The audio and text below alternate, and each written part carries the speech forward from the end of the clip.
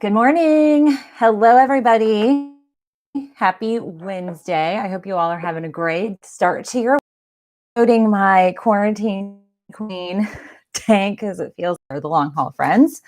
But I want to welcome each and every one of you to our Natural Health News live show. Every day I come to you live with a whole bunch of researched, scientific related data-driven news regarding the COVID surge, as well as a whole bunch of information that will help you and your families make healthy decisions and choices during this global pandemic. So I have actually a lot of news to share with you. My printer is just literally overworked. And so I've got part of a journal printed out before my ink ran out that I'm going to cover that I think is really critical about the development of possibly a vaccine, or at least some successes on the vaccine front. So I am really excited to dig into a lot of the news today because this is going to be powerful information. So for all of you joining, I want to thank you for your time. If you are new to our community, please hit the join, subscribe, follow buttons. And I hope you'll become a part of our community for the long term. And also don't forget on YouTube, hit that bell for especially any of you regular viewers. YouTube had a change in their alteration schedule, and sometimes their defaults get reset. So if you haven't hit the bell and subscribe, or at least get notified for all notifications, that will tell you when we go live. It'll tell you when I post a poll on our community tab, encouragement, all of that good stuff. So do hit those buttons, please. Also, for any of you on the live, let me know, as well as the replay too. Comment in the comment box below. Let me know where you're tuning in from. And I do want to highlight, we have a very large international community. Actually, about 35 to 40% of my YouTube channel is international. So we have followers in Australia, we have followers in Kenya, Kuwait, we have them all over England, or all over Europe, and other parts of the world, Central and South America. We have expats. So I'm very excited and honored to really dig into a whole bunch of news. I want to highlight, most importantly, we have just a continued rise in the positive cases. We didn't necessarily have record-breaking, thankfully, positive cases yesterday. But one of the things I want to highlight that each state is dealing with, and this affects us nationally, here in the US, we're dealing with an overwhelming amount of individuals taking tests, that are seeking tests, requiring them, feeling like they have symptoms. Maybe it's part of the requirement to go back to work, whatever it might be. There is a system overload. And so we have not just a testing capacity challenge, but we also have testing deficiencies in the whole process, from the equipment to the serums and all the agents that create the test and allow them to be run, to swabs and all those other aspects. So unfortunately, the testing process is not optimized, and it's not functioning well. I will tell you that there are a lot of reports that some of the testing, there's batching of testing. So we're getting big loads, in a day. So one of the things that we highlighted over the weekend, Florida had record-breaking Sunday. Well, apparently the lab had been so overwhelmed. They usually run 10 to 12,000 tests for the Southern Florida region. And when they finally ran some of the backlog, it happened to be a big bulk of tests. So that can also skew our sense of how overwhelming the quantity of cases are, but also it's skewing some of the positive percentages. So I just want to put that out there, that is what we're dealing with. So is it necessarily a day-to-day snapshot? Not always the case, but the thing that we want to highlight, and I want you to really tune into, is the percent positives as we're kind of seeing averages. I think the averages are going to be more substantial in terms of their capacity to communicate the amount of community spread. So your positive percentage will be it'll indicate that you're probably testing your sickest, the individuals who need the test, but it also could indicate we're missing asymptomatic carriers and other individuals that might not be at the full-blown experience of this virus. And we'll get into that. I'm very excited to share a whole bunch of news on that.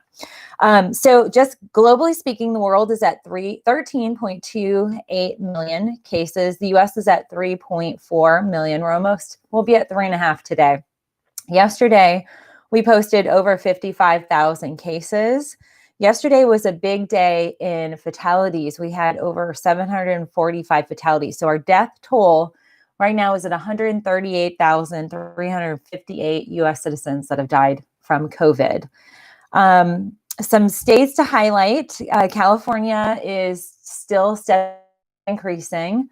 We'll see the impact of the closing down and the restrictions on going to gyms and bars and all of the lockdown that's happening in California. We'll see that in about 7 to 9 days. But right now, California is at 336,000 cases. Florida, wow, Florida's almost at 300,000. So there are 291,000 cases. They posted 9,100 positive cases yesterday.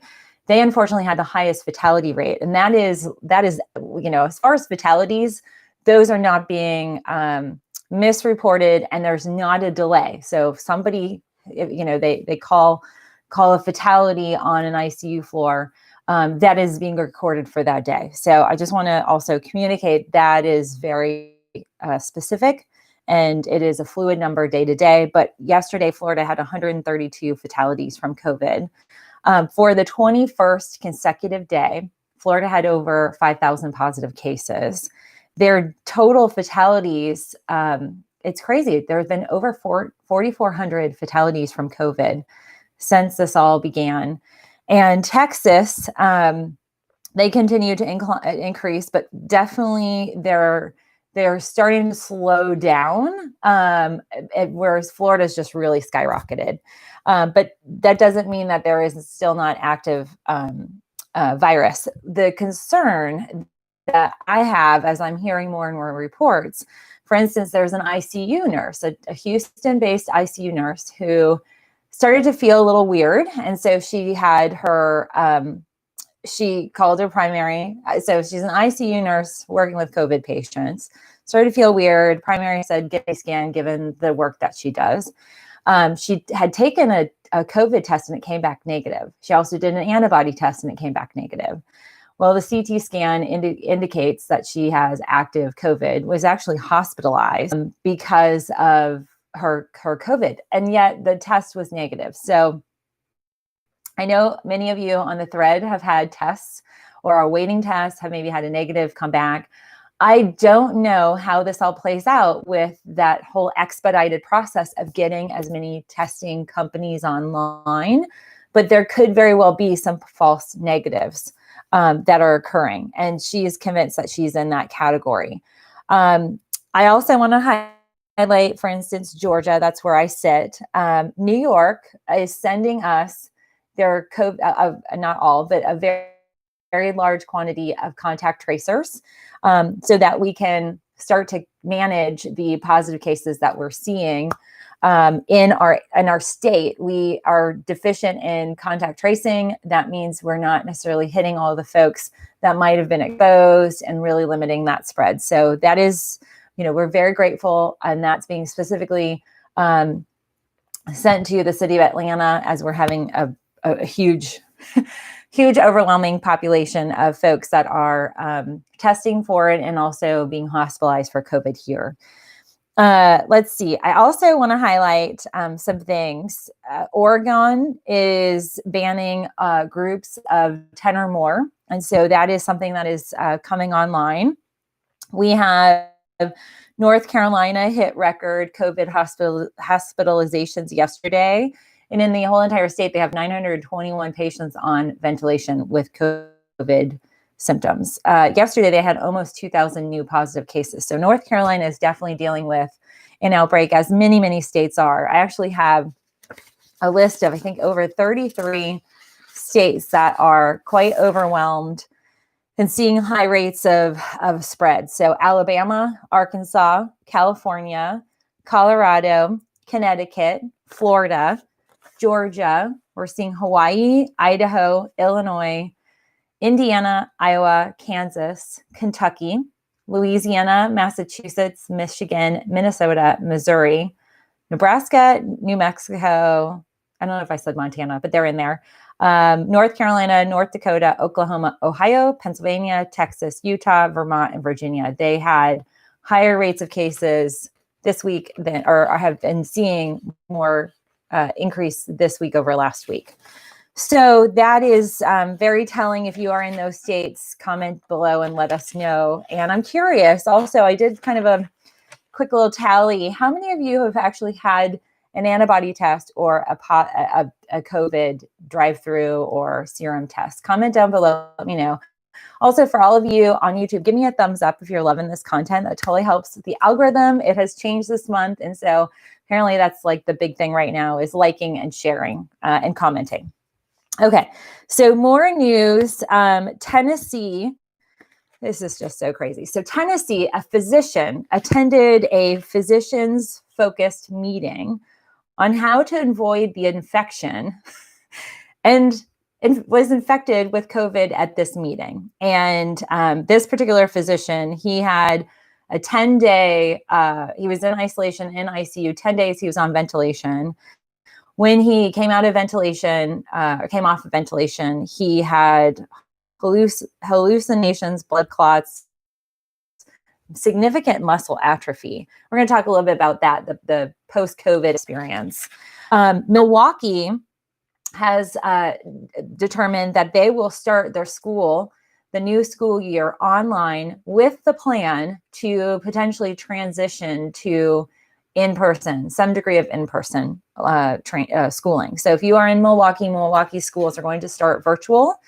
I have to say, as far as parental budgeting, it's pretty great. Like, you don't have to worry about a new backpack and all the other stuff that sometimes goes along with school or school uniforms and things like that. So, you know, that's a rainbow for us parents, you know, but there's a whole lot of challenges wrapped up in online learning. And the big thing is that it's hitting single parents hard, and also the blended families where maybe, you know, the child, there's multiple, you know, custody where a child is moving from one family's home to another. And definitely there are the challenges of how do you manage and juggle if you are working from home, and if you aren't, you know, what's the degree of childcare? So those continue to be questions and frustrations from a lot of parents. I do want to highlight also, Walmart has made a big kind of statement. They are requiring face masks in all of their 3,700 locations here in the US. So they are putting a stake in the sand, which I think is fantastic. I don't know how much of this has been spurred by the anti-maskers and all of the video of people not wearing masks and, you know, the people ramming each other with shopping carts and just the chaos of this whole situation. But I'm very happy to hear that they're moving forward with that. So if you are going to go into a Walmart, you are going to have to wear a mask. So that's just is what it is. I do encourage, if you do have to Walmart, Target shop, or any of the other shops, have the, you know, do the online ordering, have the, you know, in a parking lot pickup where they load up your trunk. You lower your risk there. And we're going to talk more about that because I really want to highlight some cases, and just the degree of just one contact is all you need. And that can very well be fatal or put you in a hospital. And that's not fear-based, it's the reality of this aerosolized virus. Vicky says, thank you so much for taking time and caring to update us with COVID. You're welcome. All right. Good morning, Pat. Pat is awesome. She is managing our live super chat. So let's give Pat some love. And I have to tell you, Pat, I haven't sent your package out because I'm drying catnip for you and your kitties. So fresh off my sowed catnip plants. I'm really excited. So that will be making its way to you soon. I have some big time news that I'm going to report, some studies and journals. But for any of you who, this is a little bit of a twist, if you are an art lover and appreciate the art of Banksy, I don't know if you guys are familiar with him, but I love him. It's kind of like a little bit of an underground cult following, but his work is pretty darn amazing. And he, a few days ago, but he posted the video yesterday. He'll do art all over the world. It's very random, very obscure. Like, he'll sometimes set up at art festivals and sell his items for like $25, which they get valued for sometimes up to $1 million. Banksy took to the tube, so the London subway, and the video, I actually posted it to my Instagram stories. So if you follow me on Instagram, you can check that out. It's pretty cool. But he went to the tube and he does like he does all different types of art, but he does a little spray paint rat. And then the rat, he has a different type of particular art that showcases like the rat spewing, the viral particulates. And then he has different rats all over the subway. And they show him doing that. There are very few people riding the subway in London, but he got on and the tube ended up taking it down within hours. But they've invited him to communicate his art in a different format. So do follow that. It's pretty cool. He does make some pretty cool statements. And he sets the video to, I don't remember the name of the band, but it's the I get knocked down and I get back up again. So he actually, you see at the very end, he has one of the spray paint art on the back wall of like the subway door. So opposite is the door that's opening. And so you see the back wall. And then as the doors close, he has, I get locked down, but I get up again. And so I thought that was a really positive message to the London folks, but also for art lovers. So Banksy, wherever he strikes is really fascinating. So, and people who really love him, they try and see if they can be the ones to find out where he strikes. And a lot of times there'll be just random stuff on all, walls and art, in just common places. So I put that out there. It's kind of cool. But really the big story that is a significant concern on all different types of levels is that yesterday the CDC was ordered out of the process of articulating, reporting, and essentially analyzing the data coming out of the hospitals nationally. So yesterday the CDC order was posted to the side, and now HHS, that particular department with the administration, is going to be reporting the hospitalization rates. The challenge with that is that the National Guard apparently is going to be part of the collection process.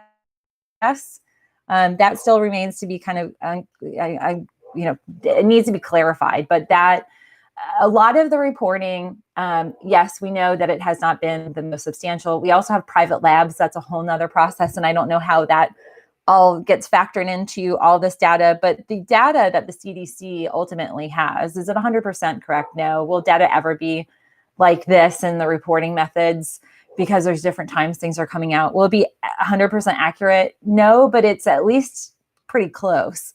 And the challenge here is that the CDC is not a part of any political agenda, or should not be. It's supposed to be apolitical, and it's supposed to be independent as its own body to help protect us from disease and the control of disease, all different types, viral, bacterial, which, by the way, I got some random comment from a viewer.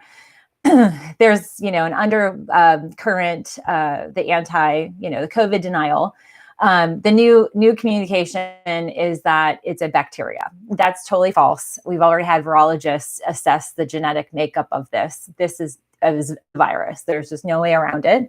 There might be secondary infections that are bacteria in orientation, especially if you're in a hospital and you get trached, or you have, you're on ventilation, and all of the different points where you've got scans and work being done and equipment related to your health and wellness process. So I just want to put that out there. That is not a valid statement. Anytime people make kind of wild, broad, sweeping statements, my new kind of approach is prove it. And, I definitely do think we need to look more at science and data that's been clinically proven, run hypothesis, and the process of clinical analysis versus reading blogs and staying away from the COVID denial, the conspiracy theories. So I want to really I'll be following this. I don't know how this affects our data. I do know that there's some rogue data, so I'll probably continue to be collecting data apart from this. So I'll just be checking both, like here in Georgia and Florida. Some of those numbers are slightly off, but at any rate, I do want to highlight something that the CDC has put out that is pretty substantial. There is a report. Let me see if I got the first page. So there's a report that was done, and it's a kind of assessment of how one person can be a super spreader source and how it can occur. And so CDC pulls data, and again, a lot of this data gets shared across international communities and scientific bodies and researchers. They highlight how basically it's a research letter. It's called a large SARS-CoV-2 outbreak caused by asymptomatic traveler in China. And it highlights this one individual. And the individual, how and it's contact tracing at its root. As you can see, this is a contact tracing flow chart. This is, individual A, and then all of the different kind of degrees of exposure. So we have a COVID carrier, and then we have, confirmed case, home party, 4 confirmed cases. These individuals get tested. Basically, what they've identified is one individual got tested. She quarantined at home. She lived in a high-rise building. The elevator is what she used to go upstairs. And sometimes she'd quarantine, but she'd get in the elevator in her locking down. Well, in the elevator ride, she ended up exposing all of these individuals directly, and then indirectly all of these. It's basically a total of 71 people that got infected because one person who was in quarantine who had tested positive. She was asymptomatic, but she still had particulates and viral particles that were active. She spread it in the elevator. That is the source that they've identified, and they've broken out through contact tracing. And granted, this is back in March.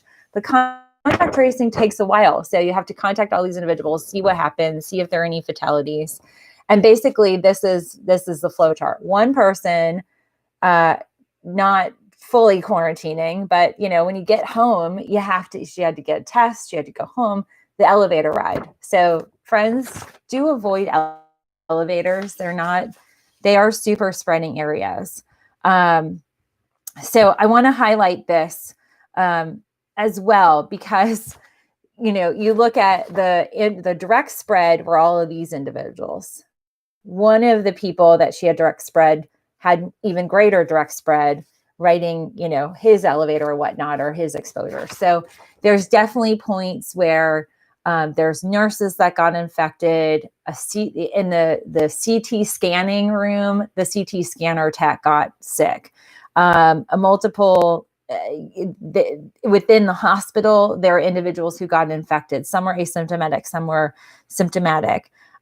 Neighbors, personal care workers, and this all started from a home party that then infected 4 participants, one of whom got on an elevator and infected one person who infected more people. That is, it's like wildfires. Like if you have ever been in an area where there's a wildfire, we saw that in Australia, we see that in California all the time. It just takes a little spark and fully ignites. That is what this virus is like. Also, speaking of, it's starting to rain. Speaking of how this, the extent of this virus, we have, and many of you have before, but my cousin, my younger cousin, he actually went to West Point for his undergrad. And so the cadets are starting to gather back on campus. And so West Point, the cadets are back, first day, they're doing their, testing, and 4 of them tested positive. So we have just the first series, there's a first wave. They're doing several waves of cadets coming back on campus. 4 already are in quarantine on campus. So that's just an example of, as kids start to return for college campuses, what that might look like. I do highlight for all of us animal lovers, I'm really excited to report some more information out. This is actually in Chile. So we have 4-legged biodetectors. So these cute pups, there's a total of 4 of them, 4 golden retrievers and 1 lab.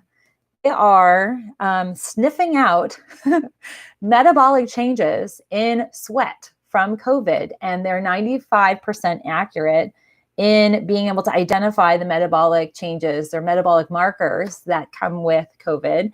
And part of that can be sensed and smelled and detected by these dogs. So the early on, if you were following me in the beginning, I did highlight here in, I want to say Maine, or we had a location in UK. There was an area that was trying dogs out with this as training. And I haven't really heard anything more about this. And then this popped up on my feed.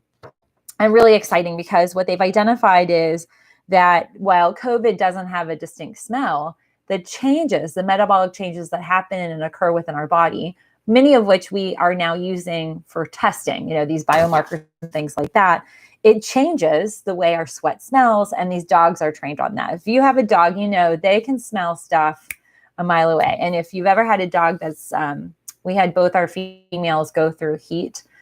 Not Daisy, she was already fixed when we got her, but both my two first rescues, we went through one heat cycle. It's supposedly healthier for them. And like Mizuki, the first time we went on a walk and she had, little cute diaper things on there. I lived on a bayou. The dogs across the bayou, they all barked, and it was the craziest thing that happened. Then we had like 2 or 3 days later, we had a dog that had escaped like 2 or 3 miles away, and he was hanging out in our little area. And the parents, were on bike trying to find their dog. And I was like, oh my gosh, it's because my dog's in heat. Dogs can sense smell from far away. And so we're seeing this utilized. And so it actually breaks down. Dogs have 330 million olfactory receptors. I didn't know that. They can detect smells 50 times better than humans. They can also smell 250 people per hour.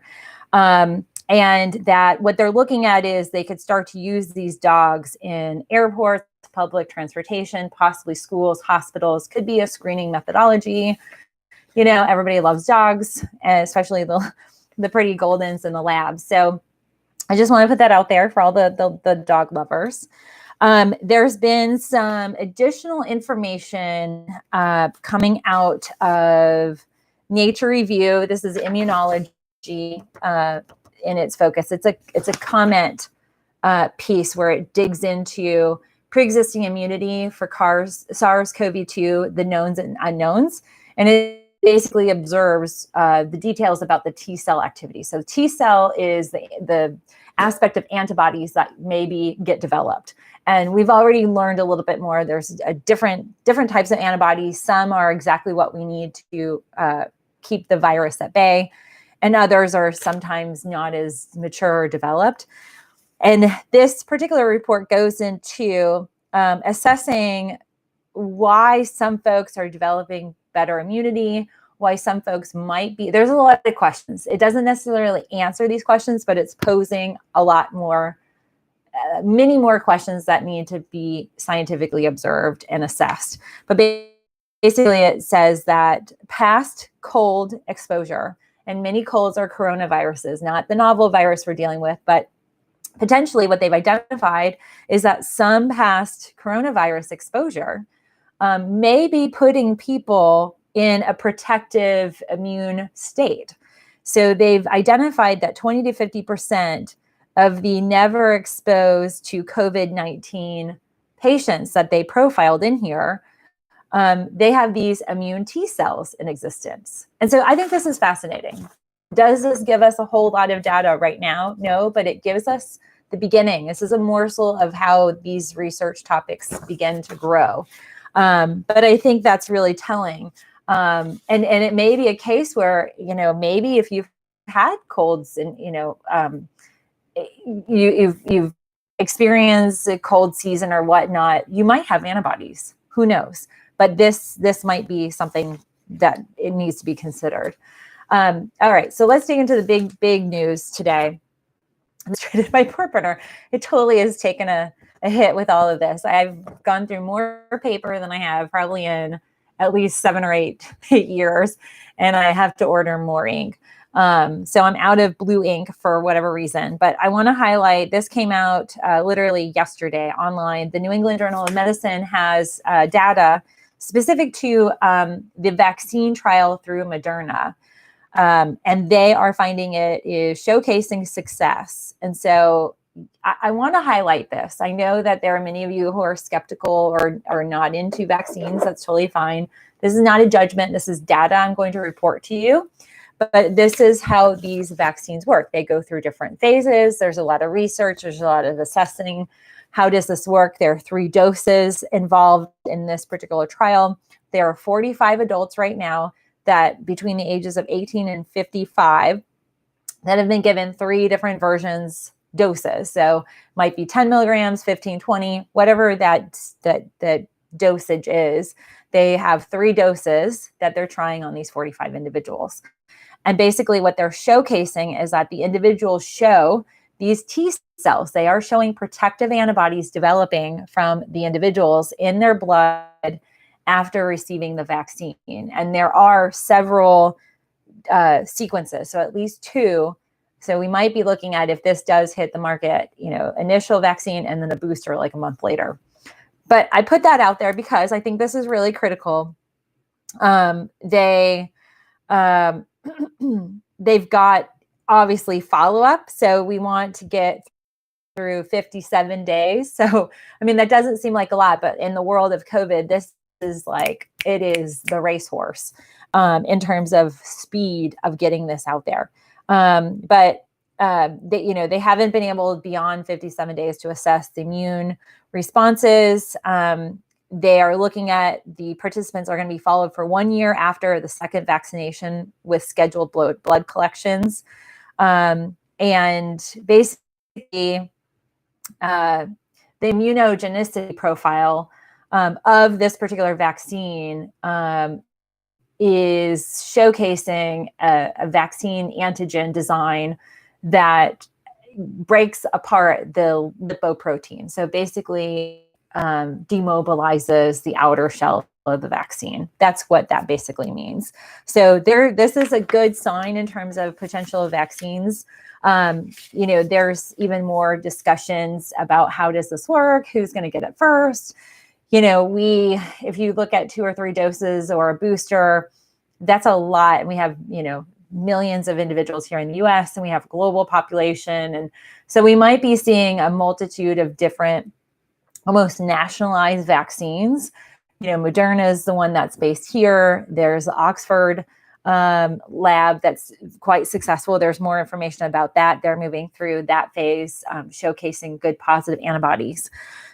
So, there's just a lot of news today. And again, for all of you on the live, give me a thumbs up if you're liking this, especially who loves doggies. I'm so excited by this because this, all these pups could be really, really beneficial when we have testing shortages.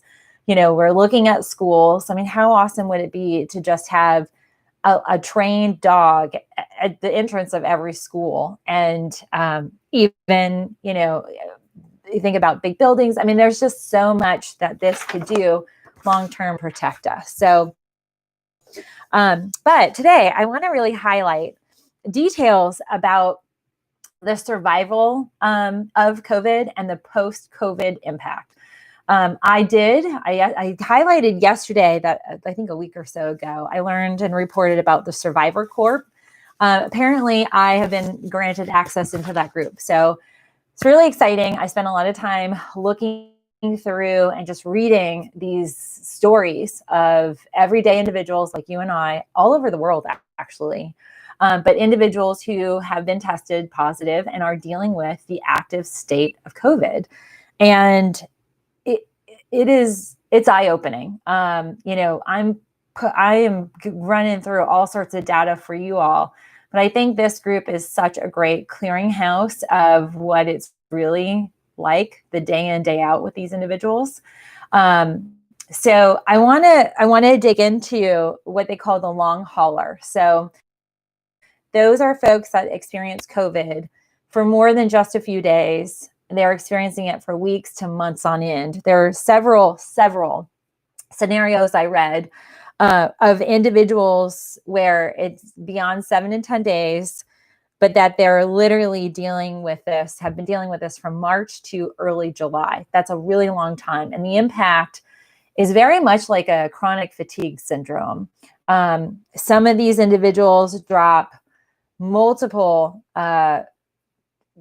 just, increments of weight, like 30, 50, 60 pounds, major reduction in muscle mass, like double-digit weight drops, double-digit muscle mass reduction, 20, 30, 40% muscle mass reduction from just convalescing and dealing with this virus internally. So lots of inflammation that they're dealing with, a lot of the post-COVID lung disease and the inflammation of the lungs, the scarring, the scar recovery.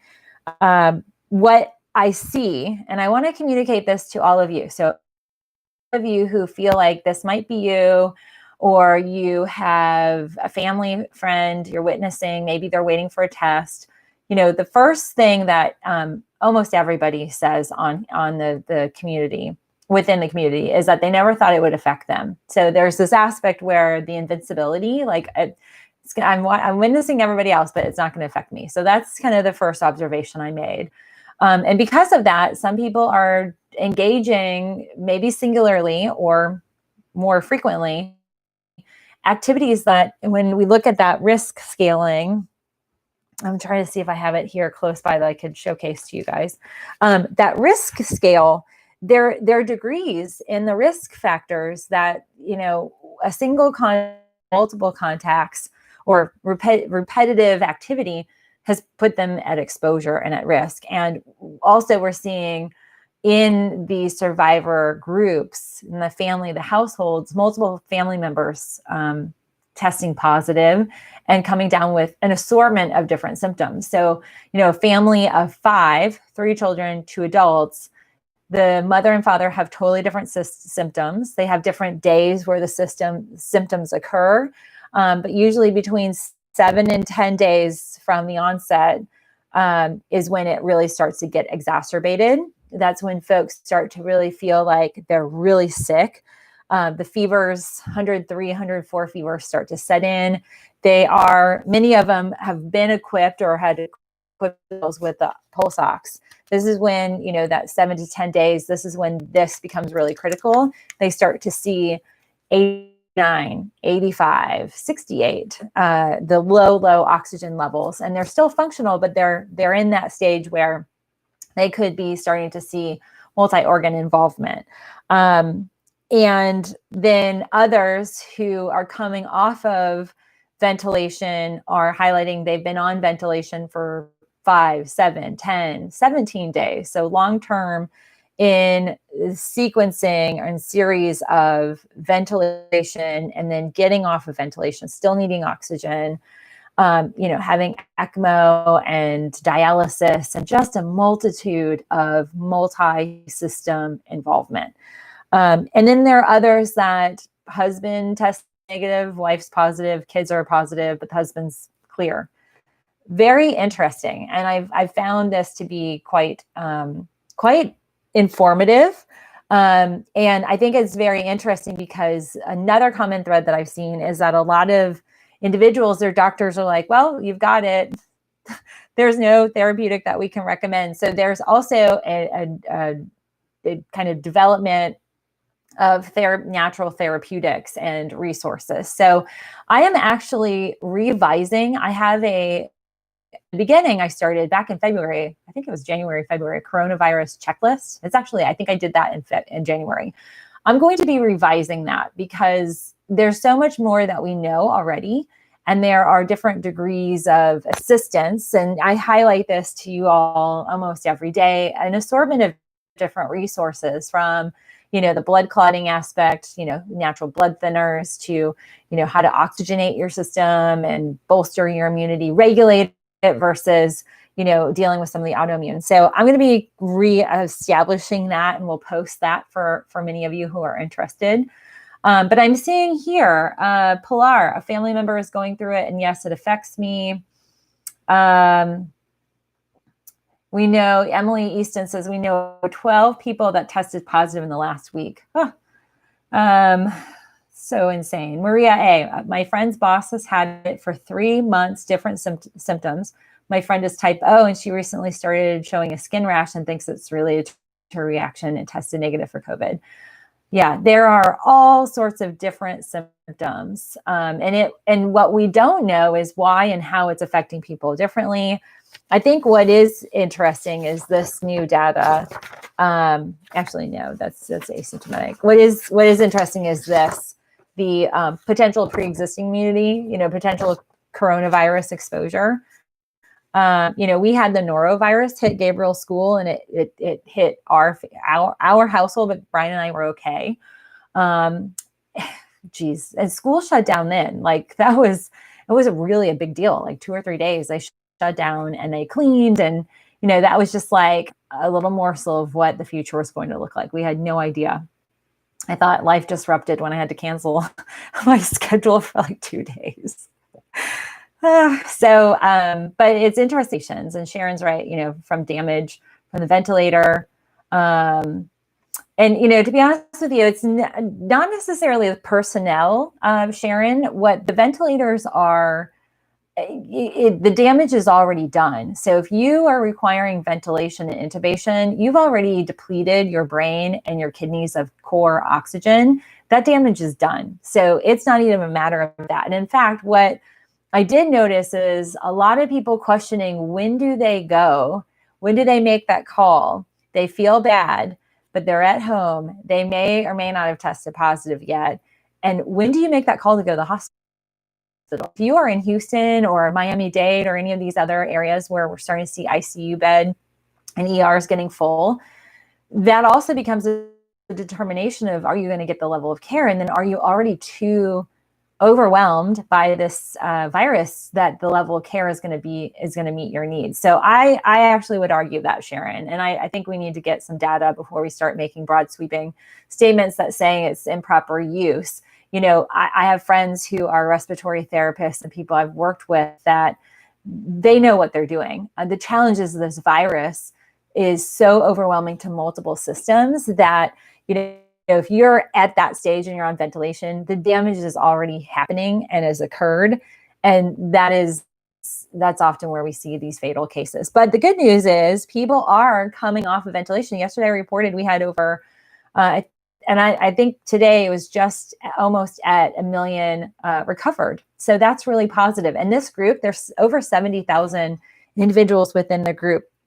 And I think it's interesting, there were a lot of media calls, like San Diego media wanted to talk to the long haulers. So there's this kind of buzzword happening within that space. But if you do have friends, family members, you yourself maybe think you've had COVID, have it, do get on this page. I've got it linked down below. It's called Survivor Corps, CORPS. And it's really quite a community. And it was based on an individual up in the Northeast who had it and was like, we need to have some sort of community-based support. Very much like the clinicians that came together and started talking about what was going on with kids and the blood clotting. This is a really great community-based resource for patients. And I look at it as my insider for being a clinician and my education to all of you. I am not on the front line per se in an ER or ICU, but it does help us understand the degree of this virus. And what is happening is that, what I started this statement was that a lot of folks are not getting a lot of information from the medical providers. There's just not a lot out there. So there was a degree of frustration that, they were, let's say they're in a hospital setting. And this is something that is documented because hospitals are so overwhelmed with the amount of people in the ICUs. Traditional ICU, one person, one nurse to one person, and usually you have complementary providers. You've got pulmonologists, respiratory therapists, you've got physical therapists, because even though you're in bed, you've got to move your muscles to limit atrophy. There's at least 9 to 12 different providers that are going to be you're going to be under their care. Now you stretch that out. Some of these ICUs are having 1 nurse to 3 patients or 2 patients. And then, you're spreading it thin. So some of the communication was, and I don't know the exact locations of where everybody is, they don't say, but, several instances, people were talking about how they had been hospitalized, or husband was hospitalized and he wasn't hooked up to a pulse ox. in an ER or an ICU, and like, why did it take 6 hours for them to finally determine what this was? So those are going to be critical elements that might get missed because of the isolation, the quarantine isolation, the negative pressure, their specialized rooms, the way they kind of put together these COVID spaces. Also, PPE is going to be a factor of how frequently you're getting care and people are going into your space. I mean, some of the things that were innovations, nurses were running, they'd have the little unit that hooks up all your IVs and stuff. They would put that outside. And so instead of having to come in and change out your IV bags and IV lines and things like that, they just have it outside so they can run down the hallway. And so this is still happening. They could run down the hallway and still, be able to address that in a much more efficient fashion. So the efficiencies have played a role in effectiveness, but there's also a degree where we might not be seeing, maybe there's not standardization, from one hospital system to another one. So it's just critical. Daria says there's a medical doctor in Texas that treats his patients apparently with an asthma medication and it has great success. Can you link some details about that, please, Daria? So on the replay for me, link it in the comment box below. I want to learn more about that. Okay. So, it definitely is an aspect. And the other thing too, they haven't talked about it in Florida, but Florida is going to be getting an infiltration of about 3,000 medical providers, particularly Miami-Dade. Everybody's just maxed out. You also have fatigue of the medical providers. Lack of staffing resources is going to be another factor. Sharon comments about expertise. As far as training, nobody's trained on COVID, so I want to put that out there. But we did see Boston manage getting the medical doctors, early medical doctors, the last year of medical training, they got them out and deployed them in the field. So there's that aspect as well. But nurses go through an intense amount of training. But definitely, it's one aspect where I think we need to be really cognizant of the degree of this, just longer term, the post-COVID. I do want to highlight, as far as the other aspect is, we have a lot of people who haven't gotten tested. Whatever your situation might be, don't self-diagnose. And if you do have a question, your medical provider is like, let's get you another test. I've heard of cases where people have had 2, 3, and 4 different tests, 4 different lab vendors to identify even antibodies. The antibody testing is averaging about 50-50 in terms of its accuracy. Not the most accurate, but it is important to notate that in terms of our capacity to really mitigate this community spread. Yeah, Daria, I really love, at this point, I think we need to really be substantially backing up, with what people are doing. The question is, and unfortunately, the way YouTube and social media works, anybody can say anything. Some of it is censored, but the reality is there are a lot of people. And so if there is a medical doctor and they're using asthma, I would hope they're doing it in a clinical trial version and running the substantial data. You have your asthmatics or using the medication versus a group that isn't. So if that is not being done, that is not substantial research. And that's the other thing too. We have to be aware that, conventional medicine has worked and does work for a lot of different illnesses. And it does work because we have substantial data and research. And also in the natural medicine, functional medicine, we have data, we have the scientific process that works, and we have to allow time for that. And we also have to accept the findings. And there are a lot of people right now that are not liking, the fact that there are a lot of unknowns. I totally get it. It's human nature to want to know 100%. We don't know definitively anything about this virus. I mean, we know for sure the spread. We know it's aerosolized. We've known that before, CDC and WHO got on board with that. But it's definitely something we need to be okay with that there's going to be time. And even with the vaccines and things like that, even the therapeutics, we've got trials on the therapeutics. But there are also knowns and well clinically researched resources, especially in the natural space, where vitamins, supplements, herbals, and complementary therapies can be helpful for a multitude of these individual symptoms. And so, I want to make that also clear. Olga says, in regards to the elevators, does that mean people riding elevator together, elevator being used after the infected person is no longer there? Yes. So Olga, this is aerosolized. Basically what that means is aerosolized, you have the viral part, especially if nobody's wearing a mask. Those viral particles, we know this has been clinically assessed in hospital rooms and in rooms where there are COVID patients. Excuse me. The particles get everywhere. So it's, you have particles floating in the air, but also if somebody, like I coughed, if I have phlegm or flings out of my mouth, then that is reality. We don't always see that, but it flings to the buttons. And then I leave the elevator. That is active for however long. We know 2 to 3 hours aerosolized.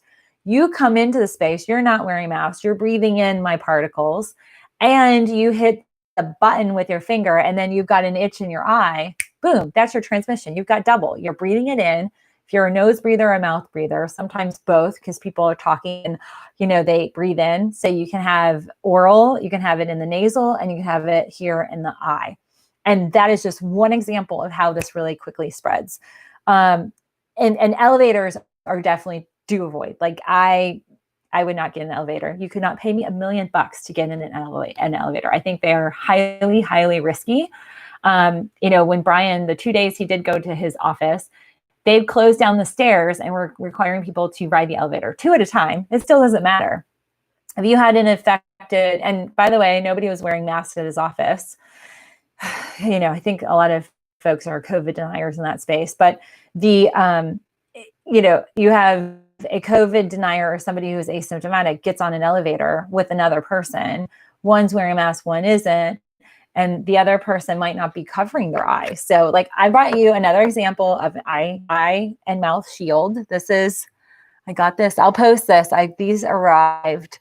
And I will choose on the video. So when this all gets wrapped, come back and comment on the video. So I'll choose 3 comment winners in the first 24 hours to get these. I'll send you 1 each. But there's a little kind of protective shield on the front and back. But this is something you can wear. And you can actually wear this over glasses. What I love about this is that you can have regular glasses on. This sets over. But this is another example of how to protect your eyes, your nose, and your mouth. So I know a lot of people are having challenges with the fact that masks are uncomfortable. They don't necessarily fit you well. You are concerned about, for whatever reason. And this, again, has not been proven.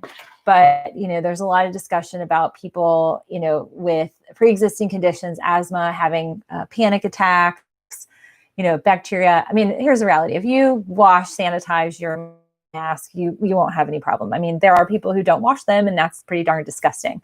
But the reality is that you really need to protect your eyes as well as your nose and mouth. So the mask wearing is great. It's protecting two of 3, but we really cannot forget your eyes. And this is critical. I mean, granted, there's still open space, but if you walk into an elevator like this, and you're breathing in this space, instead of having just those particulates coming in, you're being less exposed. And essentially, this is really, really critical that we lower your exposure. So it's all about risk mitigation. If you guys are into that, that's like there are risk mitigators that work in all different types of field, like financial and, housing. And it's all, you have to lower your risk. The lower your risk goes, the less likely you are to get sick or to come down or be exposed to it.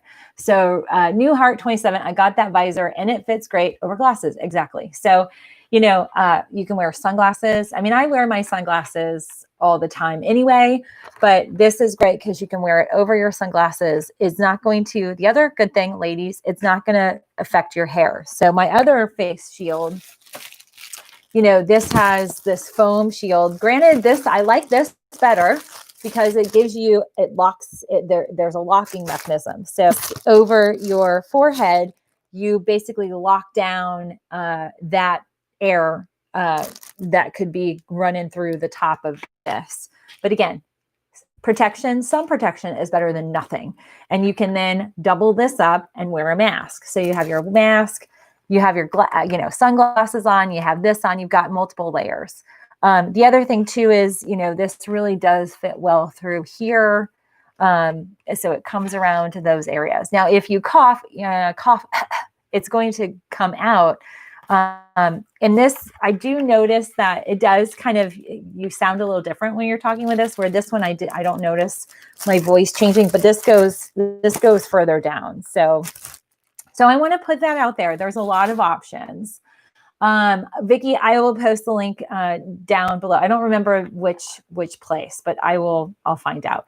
And these actually come, so I'll show you how these all work. So this is kind of cool because you can sanitize these. So it has this clip where you basically pull it out. And so basically on the side, this clip, it has like this little pin and there's a hole here.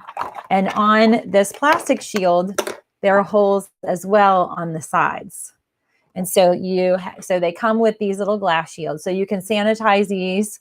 And you know, I don't know if you guys can see this, but this is where I pull down if I want to use that. I'm just doing this as a demo for all of you.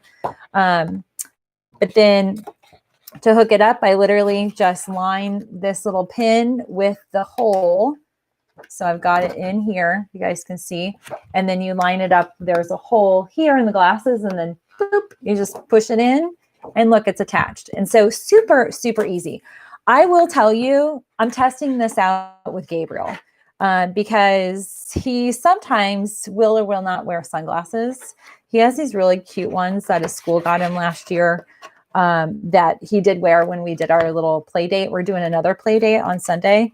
So I might experiment with this with him, bring one for him and his friend so that they can and you know, play a little bit closer together.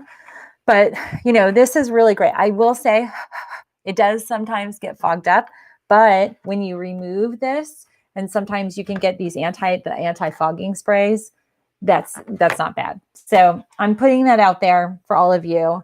But again, you know, the risk mitigation is really critical. And I mean, honestly, I checked it out this morning before I went live. And one of the latest posts today on the Survivor Corpse was a mom was like, you know, I've been really cautious. You know, my 10-year-old was like, please, please, please, I'll go to the pool. So she's like, okay, I took the family to the pool, their neighborhood pool.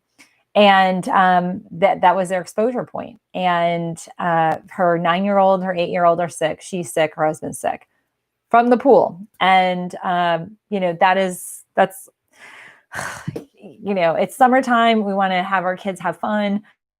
The pool should not be a place where you would be unsafe, but that is the reality. April's wearing masks and safety glasses. People look at me funny. Yeah. Hey, you know what? This is one of those things, like they're just going to have to deal with it. And they might look at you thinking, gosh, that's, you know, the other thing too is sometimes we think like people are looking at us for different reasons, but they might be like, gosh, that's a really cool mask. Like, where do I get that? And by the way, you can get also university masks. So, you know, for college football season, that might not be happening. I got Brian a Virginia Tech mask and he was so excited.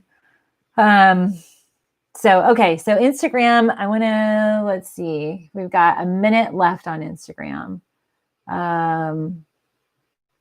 What will the dogs do? Okay. So Terry Talks, Terry Talks asking about the dogs. So these dogs are trained to sniff out the metabolic changes that occur that then change the scent of your sweat.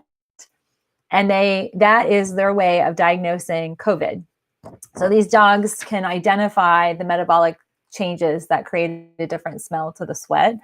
And that while the virus has no smell, the infection generates these metabolic changes that literally can be detected by dogs. How awesome is that? So, it would be really pretty amazing if we could even have, non like professional pups like that get trained. Like my Mina would be really good. My flat coated retriever, which by the way, if you want to see doggy pictures, I posted some stories. They got a bath yesterday, and my flat coat loves mud and being wet, but not in a bath. So anyway, you guys on Instagram, join me on YouTube. We'll continue this conversation. Thanks for joining. See you guys tomorrow. Have a great day. Okay. Oops. Why did I do that? Let's see. Okay. I always flip it over. Okay. So I want to answer some of your questions here while I download my video, and then I'm going to share it. Maria says, yes, they closed pools in Long Island, New York, because the same thing happened. Yeah. I mean, it's really scary. Like I literally, like there's times even I want to let my guard down. And then I'm like, no, can't do it, because we have Brian's at risk. And to be honest with you, I don't want to get sick. I mean, even though I might not have, major risk, everybody's at risk. And the reality is that, there's so many underlying aspects with this systemic inflammatory related situation that you might think you're okay, but you're not. And that whole sense that all of these, a lot of the Survivor Corp group members have highlighted is like that never would affect me, or I didn't think that, it would be that major, or like what's one trip to wherever. So, by the way, Brian has decided he is going to build out the closet. So we're starting the upstairs construction. He's going to do it himself. It's actually going to save us a lot of time and money, and we are not going to have anybody in our home. So another benefit, but he keeps walking around, I'm going to build that wall. He's been watching all these YouTube videos. And, for example, he's like, I'll just, I said, well, are you going to place your Home Depot order? Like we could have this delivered by Saturday morning and we start working on it. And he's like, oh, I was just thinking I would go in there. I'm like, nope, can't do that. You can't take that risk. Even a quick little trip to get lumber at Home Depot is too darn risky. And I know, I've been in Home Depot before, not during this, but they're pretty good. They usually have somebody at the front, and I know they're probably sanitizing, but it's still too risky. You're going to have to sanitize all those pieces of wood. So like, well, it's $100 to deliver. And to be honest with you, my story is, or my take on it, I'd rather pay $100 than, for sure, the copay that we have to have for an ER visit, which is a lot more than $100. So that one, I weigh that like financial aspect, but then two, the overall long-term risk. $100 is so much for delivery, or any of those additional costs is so much of a much better investment in your health and wellness than just risking it and going into that store or setting. So I just want to highlight that. Okay. So Anissa, I don't know. I have to look. Like I literally it's overwhelming. I mean, I was very emotional reading these stories, and then also people who've lost family members. I mean, it's devastating. I mean, this community, we have almost 139,000 deaths. This community, there's 70,000. This puts faces to this virus. Like I report numbers, but they're people, they are lives, they're family, they're workers, they're people that contribute to their community. And they are either expiring because of this or dealing with this within their family. And then, the other thing that I started reading was the survivor guilt within the families. And so, you have an epicenter in a family. And, when you have 4 or 5 people in a family in a house, that's your epicenter. And everybody gets sick and somebody dies. Like, oh my gosh, the guilt of having potentially exposed your family member to that is also. So there was a lot of discussion about the emotional, mental aspects, like what we talked about yesterday, the impact on the survivors. And then also the cognitive aspects. So a lot of memory loss, short-term memory, long-term memory, the neuro-COVID, that stage 1 of neuro-COVID, where it's like the kind of amnesia aspects, that's legit. Obviously, the clinician went through all of, the data just clinically, but like the after effect, these folks are not fully recovering 100% of the time. And I don't think there's a lot of discussion right now about that. And so I definitely wanted to highlight that today, because it's just really important that we have these discussions, because we need to know what it looks like if you do get sick. We also need to know what it's going to look like if and after you recover. But I will say fibromyalgia is going to be one of those potential autoimmunities that does get greatly invigorated. Not invigorated, but it gets substantial. I mean, they have some of these underlying issues develop that are long-term.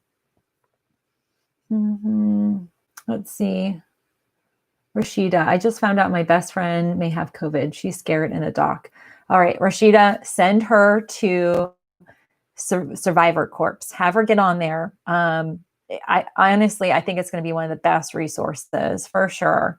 Anissa, I tested negative for COVID-19. 3 GP suspect a false negative. ENT surgeon diagnosed me with severe glandular pharyngitis. Treatments for the next 3 to 6 months. Oh my goodness. Yeah. The false negatives are going to be a concern. And so what I would do, I don't know of anybody who's gathering this, but I would doubt somebody is, because this is just, there's a lot of eyeballs on this. Find out, Anissa, what lab what lab was used, and do a little research, because I think we've got some good data on the labs that are, we've got some accuracy points with some of the labs. And, sometimes these labs are contracted. So depending on your insurance, who your provider is, they're contracting with like LabCorp or any of the other, labs. So find out, because I think that's something that we need to address. Well, yes, you want to get tested. You also want to have accuracy. And that was a concern in the beginning when the FDA was like, you can do a test. And they were just like, without really the right scientific methodologies and analysis to determine, are these labs going to be accurate? I mean, what's the point of flooding the system, having people do these nasal swabs and give blood and saliva if there's no accuracy? And I will tell you, one of our viewers, Whitney, works at SpaceX. She posted, I haven't had a chance to dig into it, but she messaged me over the weekend that SpaceX has some sort of lab that they mail to you and you can take a test. I'll look into that, I promise. So she's on, usually she comments, but that is going to be something that's of great concern. And, Anissa, you're going to be your best advocate. It might be a good idea to see if you could grab an antibody test and see if you've got some sign of, those antibodies. That might give you a little bit of idea. My families want me to visit. Okay, so Joanne says, Doctor, my families want me to visit Northern New York. What do you think? I'm afraid. Don't go.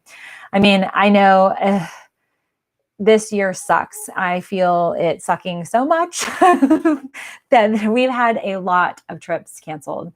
And, we'd love to do things with family. You just have to, and actually somebody posted that on the Survivor Corp. It was like, oh, I really need to see my family. And they had tested positive. And like, this is the other thing. Some of these folks are testing positive for months or weeks, like 6 to 8 weeks, positive. She was like, I'm tested positive. I finally got my negative. I feel still symptomatic.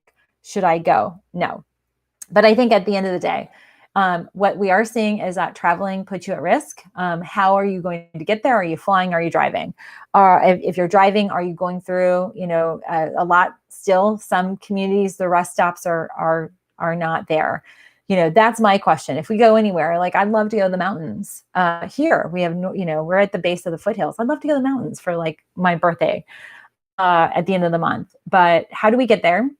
Where are we going to do our rest stop? And like, if you have to run to the toilet, do you do that at a public rest stop? Because I would imagine that's pretty darn disgusting. In terms of disgusting, meaning there's a lot of viral particles. How often are these rest stops getting cleaned? Same with restaurants. I know a lot of restaurants, they actually still, some of the indoor dining's closed. So how are you going to do that? And then who are you visiting? Who in the family's at risk? So it's not just your risk. Are you potentially bringing risk? Are you going to be exposed to risk on your way there? I just don't know if it's worth it. And the other thing, Maria brings up a good point. New York, New Jersey, and Connecticut, mandatory 14-day quarantine for all out-of-state visitors, $2,000 fine if you don't fill out the paperwork and are honest about it. So that's like a whole nother dynamic. And that's at least on flying, but I don't know how they're doing it with the borders. So I don't know. Okay, Deb, we'll be moving Saturday morning and so nervous about the move. Okay, so Deb, two things. One, talk with your movers. Like, are you having movers? Are there going to be people coming into your house? Just like with a contractor, our conversation was, how do we, the question Brian had was, are you working? What are you guys doing? What are you finding? What are the safety procedures? And he was like, some people are wanting to wear a mask. Others want full hazmat suits. A hazmat suit for your safety, totally worth it. It's on the moving company to do that. But if you are moving into a space somebody has already maintained, it wouldn't be a bad idea to get a UVC units, get the air units. I actually have my little portable unit here in our room, just to clean the air of the space you're going into.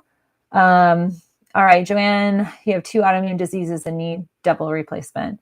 Yeah, I would say it's not worth it. But that, again, that's a you decision. Deb, moving sucks. I'm so sorry you have to do that. Okay, so Maria says state troopers are around on the roads. That's good to know. And Sharon says, we decided to have our business supplies delivered rather than pick them up in Long Island where they are after they came in by boat. Cost a few $100s, but less risky. Yeah, it is definitely. Okay, yes, movers. Okay, so Deb, do call them. The other thing too is wherever you're relocating, I don't know how long it's been since the family's been in there. You might be able to ask, if you're moving, you're purchasing a new home, you might want to find out about the family that lived there. Had anybody been exposed to COVID? Because you might want to really fully sanitize the home.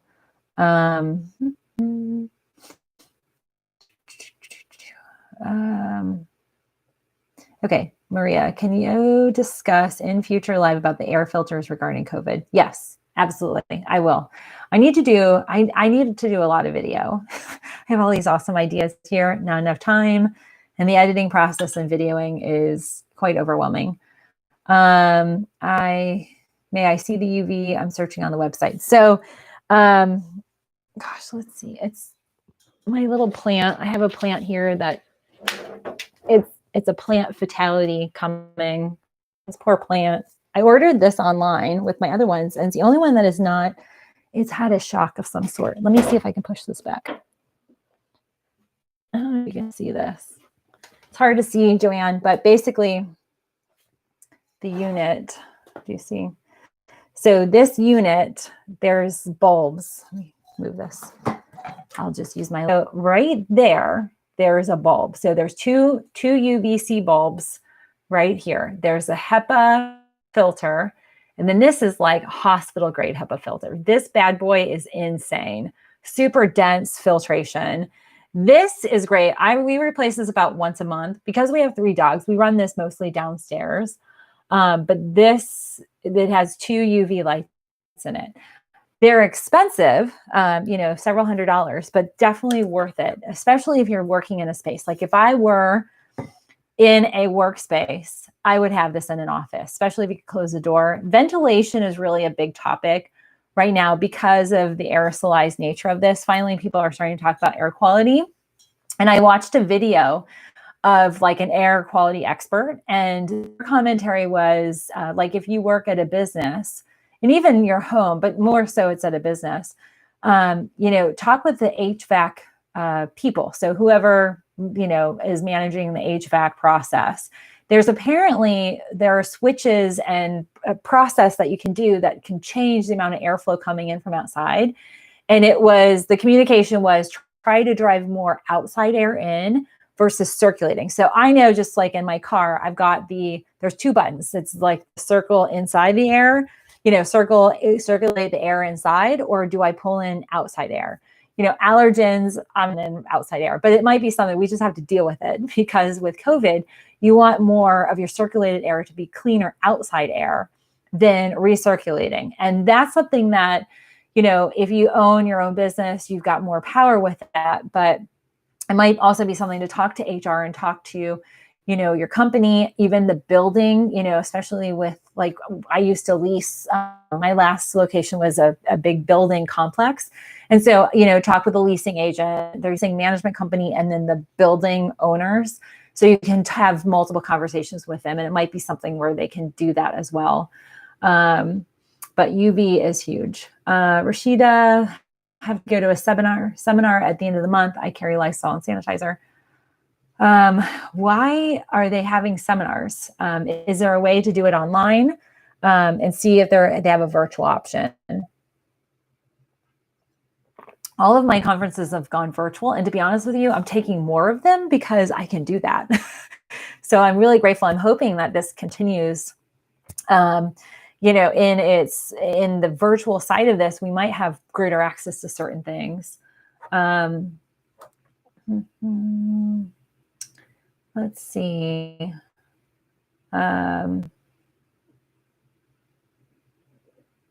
So Sharon says, in China, they had people open doors and windows every day to get fresh air. We are using fans, windows open better than aircon. Yeah. So, and I love fresh air anyway. Right now we have, like, it's freaking hot outside. We have, like, windows of time where we can be outside. So this, like, I'll go outside after this and cater to our sod and my garden. My cucumbers, my lemon cucumbers are blowing up. So I have to go pick a whole bunch more. So Lysol, feel like I struck gold. Yeah. So Lysol, all of those things are hard to find. I will say, don't forget to buy Force of Nature. If you guys haven't done this, this is better, more effective. It's more available, so you won't have a problem with getting this. But this is what do we call this? An electrolyzer. But you put water, you put packets of salt and vinegar, and it creates this powerful killing agent. EPA approved, very clean, very green. And it's the alternative when you feel like you can't get your Lysol. They haven't had that available in weeks here. As I've notated, actually, I have some ordering to do online for food. Okay. Yeah. So Force of Nature is a good investment. And, if you're using both, but this is, that's fill line, this is a lot. And I use about that much in about 5 days, depending on how much, like if I'm bringing more stuff into the house, it's a little bit more, but very powerful. Let's see. Kay Jefferson, I noticed many of the new brands of sanitizers are only 62% alcohol. Is that effective? Yeah. So I think it's 65, I believe. I have to confirm that. I don't have my original. I don't have my original notebook around me, because I could flip through and look at what I've reported, but I believe it's 65%. Don't quote me on that, but there's definitely in the 60s is what we want to see to kill the virus. And there are other things like, bleach, chloride related oriented products. There are different alcohol versions. What we have seen too is some distilleries and beer companies, microbrews, have switched. And so they're using their big microbrew vats to make hand sanitizer. So Rashida uses vodka. Yeah. Grain alcohol. And we, in our town, we have there's a drive-through. It's Crabapple Liquors. You can drive through, and they're wearing masks. They're wearing gloves. They were like on top of it. They're the only one in town. And they're apparently, they've done like 300% more sales. In the beginning, apparently everybody freaked out and like rated their, coping mechanisms. That's not the best. But you can use grain alcohol, and you could probably get that from a drive-through vendor. We used to, in college, we had in undergrad, there was a place that you drive through and they just throw in like a keg in your car. It's crazy. Georgia has that. Okay. I wear the shield with foam on my forehead. I wear glasses and it gets so foggy, hard to see. A coworker cut off part of the foam and inserted a cardboard tube from a paper towel and made a chimney. Yeah. So Jack is highlighting some of the challenges with the ventilation. There are sprays that you can put on kind of anti-fog. And there was somebody else recommended an anti-fogger that was natural. I can't remember what it was. I have to admit, I'm not using these all the time because my method is staying at home. We are like, I think I'm now on my second tank of gas, and I have to drive my car, or, Brian's like, we're gonna have problems. He works in an automotive world. So, we're not exposed. So I'm not dealing with that every day, like many of you. Let's see.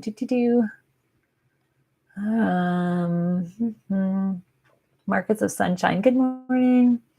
Let's see. Methylated spirits is called wiping alcohol in USA. 2 parts metho, 1 part aloe vera. Yeah. So Pixie Belle's I know at some point I wanted to do a video specific to that, but yeah, there are a lot of ways of making your own. I love Force of Nature.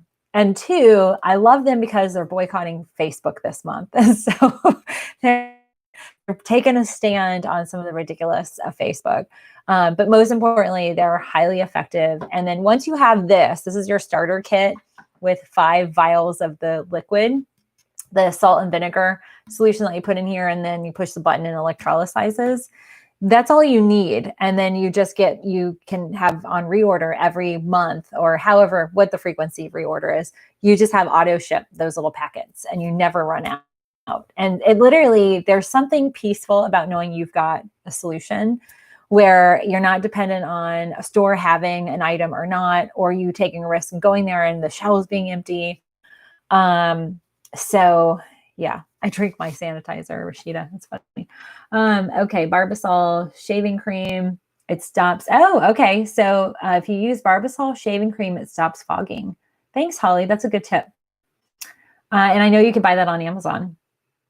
Yeah. So Joanne, they're boycotting Facebook, and they posted a lot to all of us who work with them, what their methodology was and why they're doing that. And they're going to be reinvesting the cost. So they're reinvesting what their advertising costs are on Facebook to benefit communities that are disproportionately affected by COVID. And we're donating a lot of product as a way of just giving back. So I love the company ethos as well. That's one really, really big thing with us here, is that we align with brands that really just have good energy and are doing good things and have really good high quality products. And, it makes partnering with brands like that just matches what we're about. So definitely, if you want to support them, Force of Nature, link down below. And they have a coupon code. I want to say it's SAFESUMMER. And so you get a discount, free shipping, all that good stuff. Hey, Scott in Wisconsin.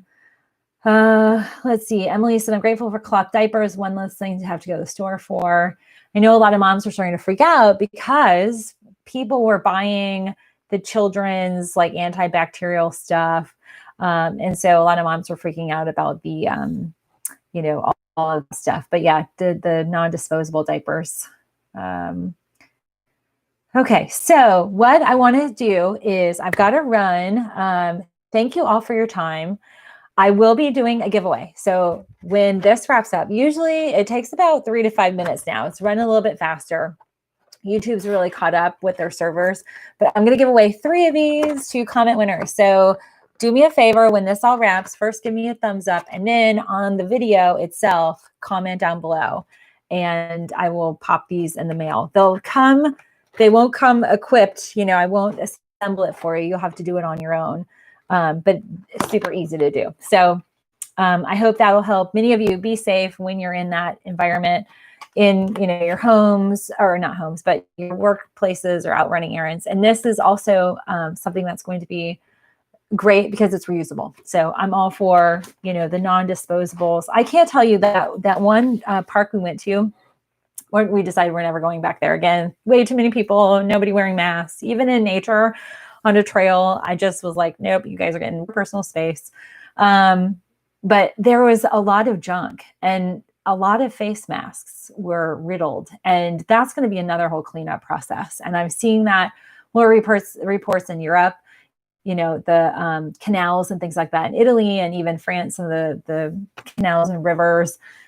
People are finding, the trash of the masks. And so I do really appreciate also this. Let me show you guys these UV, the sanitation elements where you can sanitize. Open this up. It's harder to open. You can sanitize a lot of the things. And this, while you can't sanitize this big one, you can take the glasses off and put it in UV. So there's a lot of different ways that you can use these to hopefully minimize and mitigate just the junk. And I don't know if those things are necessarily recyclable materials. I'll have to find that one out.